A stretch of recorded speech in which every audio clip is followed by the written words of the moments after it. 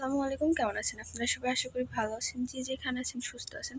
তো আপনাদের দোয়া আল্লাহর অশেষ রহমতে আমিও ভালো আছি আলহামদুলিল্লাহ। মানে আগের থেকে অনেকটা সুস্থ আছি, কারণ 2 দিন ধরে আমি অনেক অসুস্থ ছিলাম। হসপিটালে পর্যন্ত যাওয়া আপনাদের দয়ায় আল্লাহ আমাকে এখন আপাতত অনেকটা সুস্থই রাখছে। তো সেদিনকে হচ্ছে আম্মু রাতে আসছিল, পরে সকাল 11টার দিকে আমাকে রেখে চলে গেছিলো। আর আমার শাশুড়িও ছিল না। তো আমার যা আর আমার ননদ সারাদিন আমাকে দেখে রাখছিল, পরে বিকেলে আমার শাশুড়ি আসছিল। তো আম্মু টেনশনে ছিল, মাঝখানে 1-2 দিন চলে গেছে, মানে ফোনে জাস্ট কথা হয়েছে, ওরকম রেখে গেছিলো, দেখতে পায় নাই। পরে আজকে আসছিল আম্মু আমাকে দেখতে আর কি, যে হচ্ছে কেমন আছি আমি আর সুস্থ আছি কিনা। তারপরেও হচ্ছে মায়ের মন জানেনি তো, সুস্থ থাকলে পরেও এখন যে অবস্থা, বারবার মানে দেখতে আসতে মন চাবে আর কি। আম্মু আমাকে দেখতে আসছে, দেখি অনেকগুলা মানে খাবার নিয়ে আসছে, আবার মাংস রান্না করে আনছে। মায়েরা এরকমই হয়, আমিও মা হব হয়তো, বা আমিও তখন এরকম করবো যেমন আমার মা করতেছে। তো আমার আম্মু এখানে আসলে পর হয় কি, মানে একই জায়গায় 2 মেয়ের বিয়ে দিয়েছে, তো এখানে আসলে নিশির বাসায় যাওয়া লাগবে, নিশির বাসায় আসলে আমাকে দেখে যায়। তা আমাকে দেখতে আসছে, এখন ওমিন নিহানেক দেখে তারপর হয়তো বাসায় যাবে। আম্মুকে আগে দিয়ে আসলাম আর কি। হচ্ছে আমার আব্বু নাকি অনেক চিন্তা করতেছে আমার জন্য, অনেক টেনশন করতেছে যে এরকম। তারপরে হচ্ছে পলাশ বাসায় নাই, একা একা রুমের মধ্যে থাকি, কখন কি হয় না হয় কেউ তো জানে না। তো হয়তো বা হচ্ছে এর জন্য টেনশন করতেছে। আব্বু বলছে যে আমাকে যায় নিয়ে আসতে আর কি। তো এখন আমার যে মাসটা চলতেছে, এই মাসে নাকি বাবার বাসাতে যাইতে হয় না নাকি। তো আমার শাশুড়ির সঙ্গে কথা বলে গেল যে আমাকে কবে পাঠাবে, আমি কবে যাব আর কি। তো এইসব আম্মু হচ্ছে আমার শাশুড়ির সঙ্গে ডিসকাস করে গেল আর কি। তো ইনশাল্লাহ হয়তো বা সামনের মাসে আমার বাবার বাসায় যাওয়া হইতে পারে, এই আর কি। সবাই আমার জন্য একটু দোয়া করবেন বেশি বেশি করে, সব কিছু যেন ভালো হয়, ঠিক হয়, সুস্থভাবে সব কিছু যেন হয়। দেশের যে পরিস্থিতি এখন, এই দেশের পরিস্থিতিতে রাতে অথবা দিনে তো বের হওয়া অনেক টাফ হয়ে গেছে। মানে রাস্তায় ভাঙচুর, এই হচ্ছে লাঠি খাটি নিয়ে এড়ে ওড়ে তাইরে বেড়াইতেছে সবাই। মানে দেশের এই পরিস্থিতির সময় আসল কথা, বাসা থেকে বেরোনো অনেক রিস্ক হয়ে যাচ্ছে। তো সেদিন রাতে যদি মেজো ভাইয়া, মানে আপনাদের ইতিভাবির হাজবেন্ড, আমার মেজো ভাসুর, যদি মেজো ভাইয়া না থাকতো, তারও হচ্ছে কার্ডটা থাকতো, আল্লাহ জানে কি হতো সেদিন।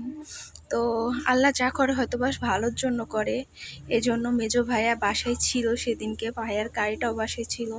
তো রাত 11টার সময় ভাইয়া আমাকে হচ্ছে হসপিটালে নিয়ে যায় আর কি।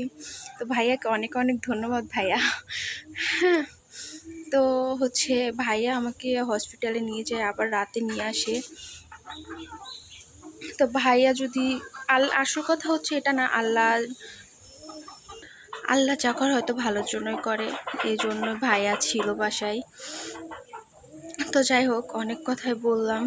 আসল কথা হচ্ছে এই সময়টা হয়তো বা প্রতিটা মেয়েরই এরকমই কাটে, এরকমই যায়, হয়তো আমারও যাচ্ছে। আর আমার ফার্স্ট অভিজ্ঞতার জন্য আমার মনে হয় আমার জানের উপর দিয়ে উঠে যাইতেছে, এই জন্য বেশি মনে হইতেছে কষ্ট। এটা অনেক কষ্টের, অনেক কষ্টের। আম্মু সেদিন আমার রেখে চলে গেছিলো।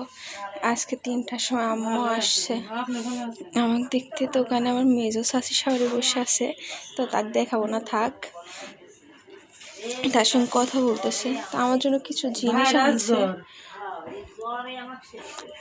ব্যাগের মধ্যে রয়েছে। এখানে তাল পাকার কি সময় হয় আম্মু?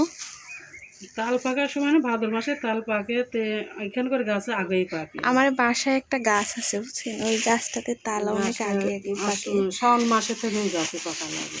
ধরো তো, এই দেখেন কত বড় তাল, 3 আটিয়ালা তা, তাই না? পাকা একদম।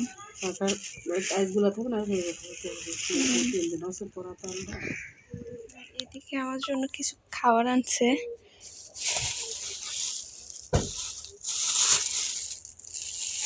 পপ,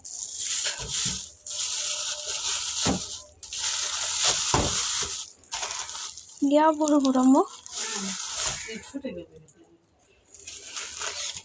কেক,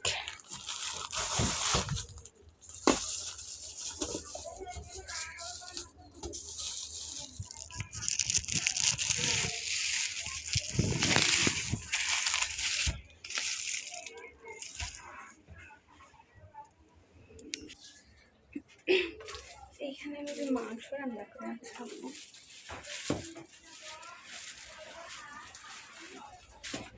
মায়ের ভালোবাসা সেদিনকে রেখে চলে গেছে। আমি অসুস্থই ছিলাম, আগের দিন রাতে আসছিল 9টার দিকে, আর পরে হচ্ছে সকালে 10-11টার দিকে আমরা আমাকে রেখে চলে যাই। আর আমার শাশুড়ি ছিল না বাসায়, অনেক কষ্টে ছিলাম বাসাতে।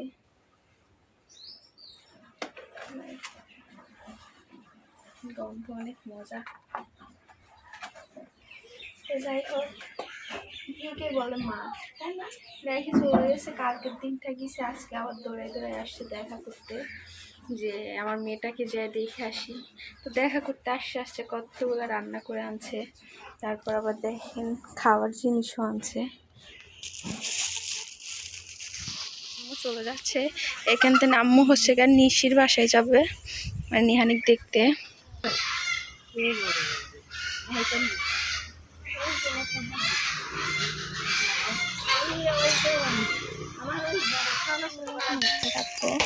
আম্মু চলে গেল, আম্মু কাগজ দিয়ে আসলাম।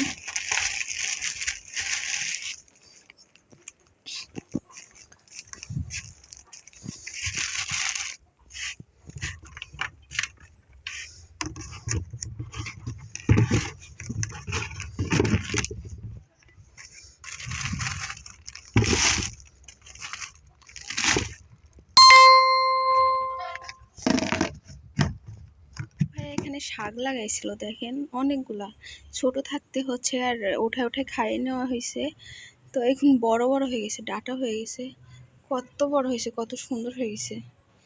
মুরগি পাতাগুলো সব খায় নিছিল, নষ্টই হয়ে গেছিল প্রায়। তারপরে আবার হচ্ছে আম্মা এই যে ঘিরাই টিরাই দিয়ে সেরে এখন বৃষ্টি পানি টানি পড়ছে, অনেক বড় বড় হয়ে গেছে, বেঁচেও গেছে।